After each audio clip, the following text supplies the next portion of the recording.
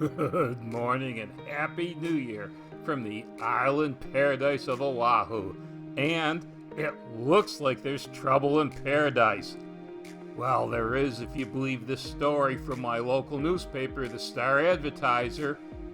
From the coronavirus pandemic to the troubled rail line, 2020 is a year to forget. So, the local newspaper is suggesting that we put those problems in our rearview mirror and just steam ahead forward, forgetting everything behind us. Now, the funny thing about these two problems they mention is the biggest part of these problems is caused by the state itself. The coronavirus pandemic? Well, it tells you right there in this story that Hawaii has the highest unemployment rate in the nation.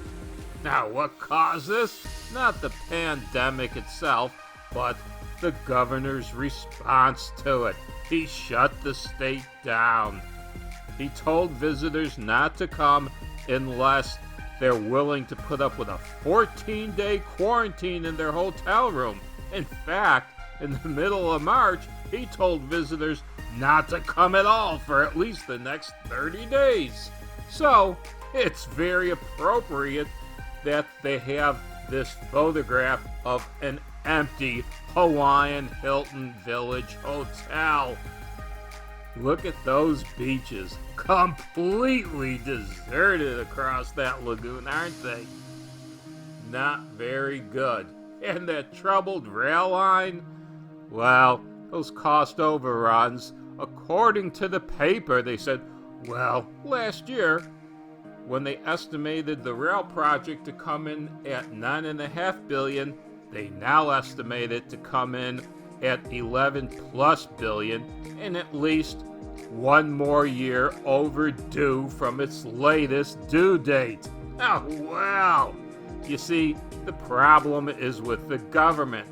When Hawaii first went with this rail project, it was supposed to come in at $3 billion, and now, even according to the newspaper, it's $11+ billion. But I've read reports that it's going to come in at over $13 billion. And I wouldn't be surprised that as corrupt as this local government is, that the final cost won't come in a penny under $15 billion, 5 times the original estimated cost of this. And if you think if you're a visitor, you can just sit back and laugh at us, wrong. You see, there's this special hotel tax where we're going to gouge you extra money to pay for the rail if you're staying in a hotel. Oh, you're going to rent a car and stay someplace local? Well, we got you anyway, because there's a half a penny a gallon extra tax here on the island of Oahu to pay for that rail system. We've got you coming, we've got you going. You can't escape if you come to Hawaii paying for that rail system that you will never see completed. According to this first headline I've chosen, it looks like we can put these problems in our rear view mirror. Not so fast. Let's take a look at one more story that was printed in today's paper. The Aloha Stadium issue and COVID-19 top the list of things to watch in the year ahead. You see, the paper realizes that just because you turned over a page on the calendar, the Wuhan virus isn't going to go anywhere. It's going to affect us well into next year. The unemployment problems that were caused by our governor, they'll probably be with us for years, if not a decade to come. And the Aloha Stadium, let me clue you in on this. You see, the Aloha Stadium was originally built as a multi-use stadium. It was built when Hawaii had a AAA club, the Islanders. And we used to get the NFL's Pro Bowl coming through here every single year.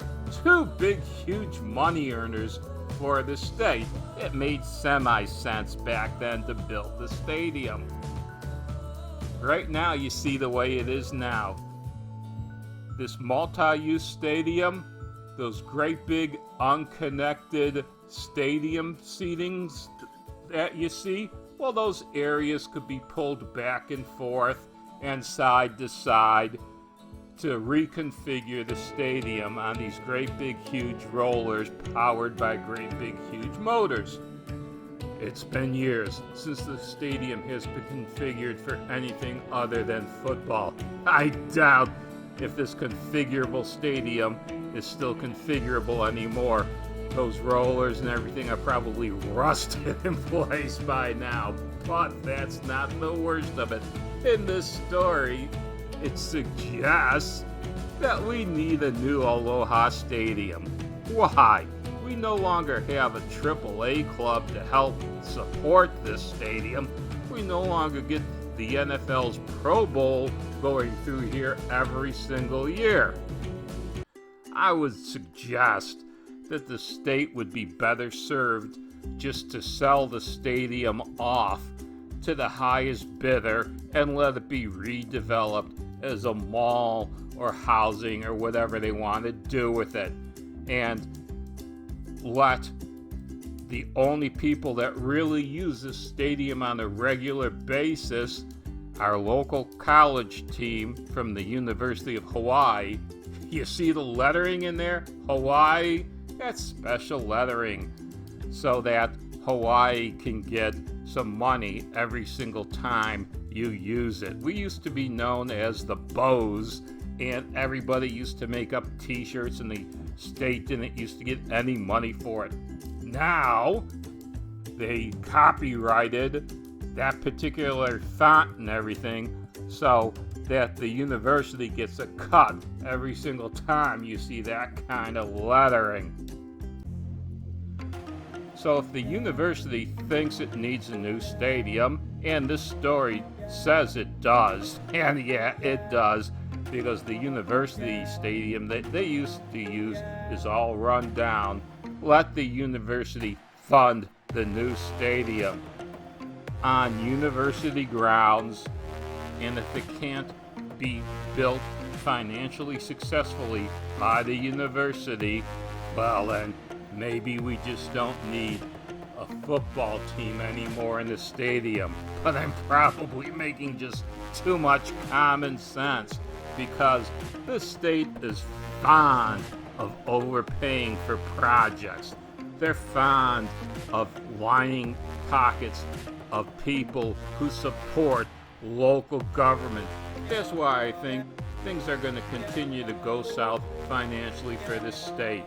I think that the state will continue to throw good money after bad, building that rail system, overpaying for things because, you know, the governor's supporters need to make that money. And the new Aloha Stadium, you better believe that the contracts are going to go to local Democratic supporters.